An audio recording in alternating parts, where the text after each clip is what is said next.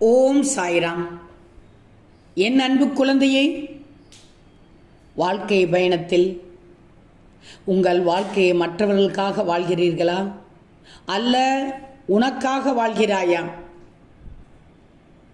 நான் ஒன்று சொல்லட்டுமா தங்கமே?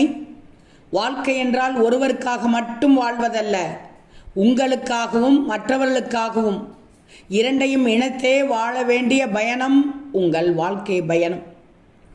உங்களுக்காக வாழ்வது என்றால் உடல் நலத்தை காக்கணும், அறிவு திறமையை வளர்த்து கொள்ளணும், ஆன்மீக பாதையில் முன்னேறணும். இவை அனைத்தும் உங்கள் ஆன்மாவின் முன்னேற்றத்திற்கு தேவையானது. மற்றவர்களுக்காக வாழ்வது என்று என்ன தெரியுமா?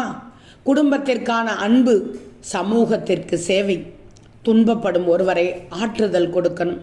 இவை இல்லை என்றால் உங்களுடைய வாழ்க்கை சுயநலமாக மாறிவிடுமே. என் செல்வமே, நீ வாழும் வாழ்க்கை எப்போதும் தர்மம் மற்றும் சேவை மையமாக இருக்கணும். உனக்காக மட்டும் வாழ்ந்தால் தனிமையும் வெறுமையும் வரும். மற்றவர்களுக்காக மட்டும் வாழ்ந்தால் உன் மனம் சோர்ந்து போகும். இரண்டையும், உனக்காகவும் மற்றவர்களுக்காகவும், இந்த இரண்டையும் சமநிலையில் வாழ்ந்தால்தான் வாழ்க்கை பூரணமாகும். ஆகவே வாழ்க்கையின் நோக்கம் என்னவென்று தெரியுமா? நீயும் நலமாக இருந்து அந்த நலனை மற்றவர்களுக்கும் பரிமாறுவது. இதுதான் ஆனந்தமும் அர்த்தமும் உள்ள வாழ்க்கை பயணம்.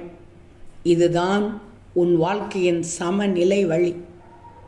உன் அப்பா சொல்வதை கேட்டால், இதன்படி நடந்து கொண்டால், இதன்படி உன் வாழ்க்கை பயணம் சென்றால் மிகச்சிறப்பாக வாழலாம். ஓம் சாய்ராம்.